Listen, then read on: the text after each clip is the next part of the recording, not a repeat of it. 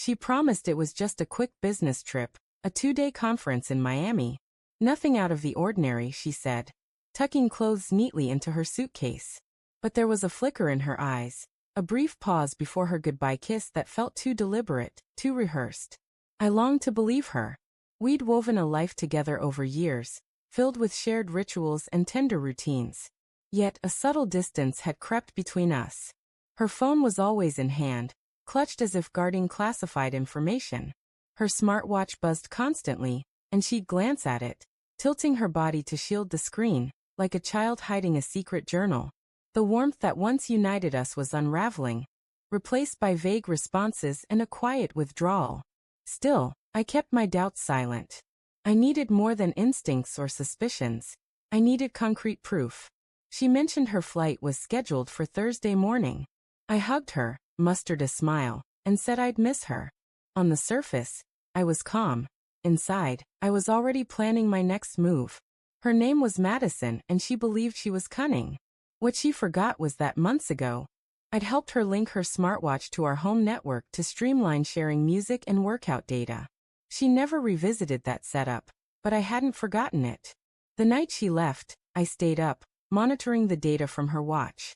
At 11 p.m., her heart rate spiked. Strange for someone supposedly settled in a hotel.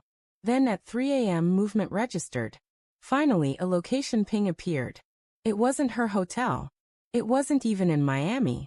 That's when the truth crashed over me like a wave. This wasn't a work trip. It was something deeply personal. We had plans that weekend to celebrate her father's retirement with her family, but she canceled, citing work demands. I told them I'd still attend. Her family was heartbroken, especially her dad, who had always treated me like a son. It hurt to know what she was really doing while he waited for her. Their living room had a smart TV, the same brand as her watch, connected through our shared cloud account. I still had full access. At the party, I smiled, greeted everyone, and talked with her mom. I waited for the right moment. During dinner, her father stood to give a toast, and the room brimmed with love. That's when I announced that Madison had left a special message for everyone. Her mom clapped, overjoyed. I pulled out my phone, connected to the cloud, and mirrored the screen. The TV lit up with Madison's name. At first, it showed routine data, steps, heart rate, fitness logs. Someone laughed, commenting on her fitness dedication. But then, notifications appeared. Texts from an unknown contact. Already missing you. Last night was incredible. You forgot your hoodie, love. Then photos loaded, selfies of her in bed, a wine glass in hand, a man's arm wrapped around her bare shoulder. More images followed. The man shirtless kissing her neck. All time-stamped, all geotagged. Not Miami, not a hotel, but a private beach house in Key West. The room fell into a heavy silence. Her mother gasped. Her brother's hands balled into fists. Her father stared at the screen, motionless. I stood quiet, letting the images speak. Then, to drive it home, I opened her messages. I hate sneaking around. Maybe one day we won't have to. Don't worry, he's oblivious. Just act normal when I'm back. A guest whispered. What's going on? I stepped back, arms folded, heart pounding but voice steady. She said it was a business trip. I told them. You all deserve to know the truth. Her mother stared at the screen, shock carved into her features. Her brother's jaw tightened. Her father left the room without a word. This can't be her device, her mom pleaded. It's hers, I said. Linked to our cloud. These are her messages, her photos, her watch. Then I played a final piece, a voice memo. Madison's voice. Next time, use a fake name for the rental. Can't have the date on the receipt again. Delete this later. Seriously. Another memo followed. He's starting to suspect something. Might have seen a text. I'll make up a work emergency or something. I stopped the playback and faced the room. Her family, who had embraced me as their own, who had trusted and loved her. Now they saw the reality. I didn't want this, I said quietly. I just needed to know I wasn't losing my mind. Now I do. Her mother cried softly into a napkin. Why wouldn't she tell us? She asked. Because liars don't just hide their actions, I replied. They lie to maintain the image they want you to believe. Her brother asked. What's next for you? I've already spoken to a lawyer, I said. Divorce papers are being prepared. She'll receive them this week. The silence that followed felt final, like the end of a chapter. I said my goodbyes and left. I didn't need to stay in the aftermath. They'd seen enough. That night, she called repeatedly, then texted. How could you do that at my parents' house? Please talk to me. You humiliated me in front of everyone. That was cruel. I didn't reply. I didn't block her either. I let the silence echo, wanting her to feel the weight of her own deception. I wanted her to hear the truth's roar when her lies crumbled. At 2 a.m., one final desperate text.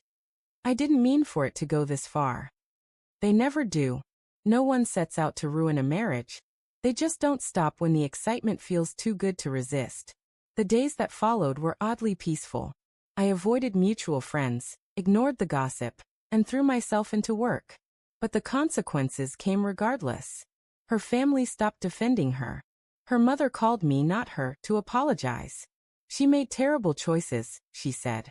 I don't understand what's happening to her. I thanked her, but forgiveness wasn't mine to give on Madison's behalf. That was her burden to bear, and mine to let go. At first I felt alone, but then others spoke up, old friends, former co-workers, even someone from her college days. This wasn't her first betrayal, just the first that couldn't be hidden. I realized this wasn't just about me. It was about who Madison was when no one was watching. Now the truth was out, and there was nowhere to hide. I thought the worst part would be discovering the affair, seeing those photos, reading those texts, watching her family's shock. But the heaviest blow was the silence that followed. The raw, suffocating truth lingering like smoke after a fire. Madison didn't give up easily. She called, texted, even showed up at the house one night, crying at the door, begging to talk. I stood still on the other side. She claimed it was a mistake, insisted it wasn't serious, swore she was ending it and wanted to fix things. Not our relationship, but the image she'd so carefully built. I said nothing. When she finally left, I watched from upstairs as she sat in her car, waiting for me to come out. I didn't. That was the last time I saw her, but it wasn't the end. I later learned the man was Tyler, a colleague from another office. I pieced it together when I saw his name in a private photo folder. A former coworker of his mentioned his reputation for charming flirtations. This time, though, the damage was far from harmless. It was shattering.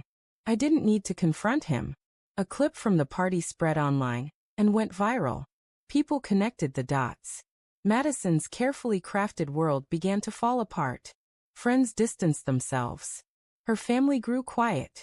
Even her strongest allies faded. Then her father sent me an email, a short note. He thanked me for how I handled it, said he was heartbroken but respected how I'd honored his family. That unexpected message carried weight.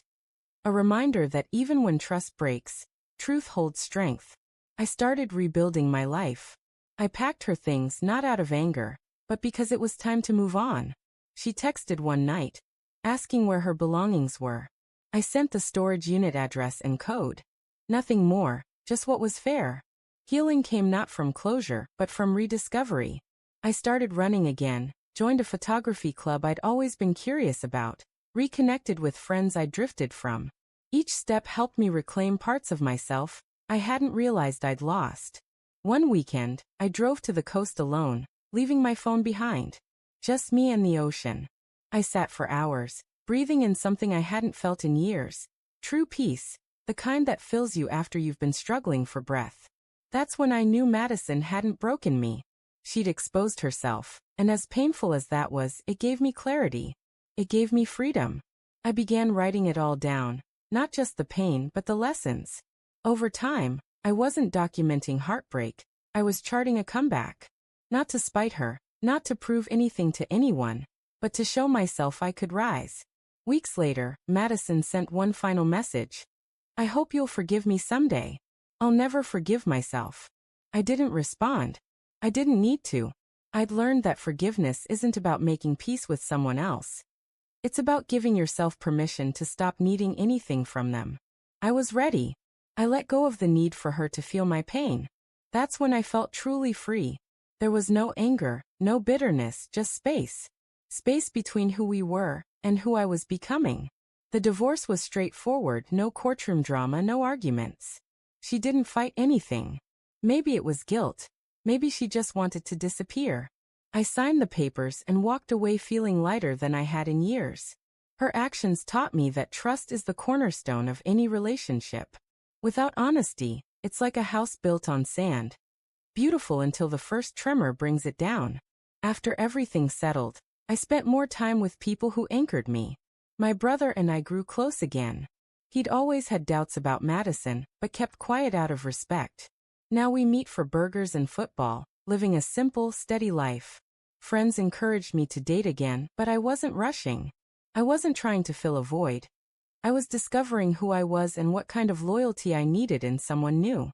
One evening, I attended a relaxed rooftop gathering. Nothing fancy, just music and good company.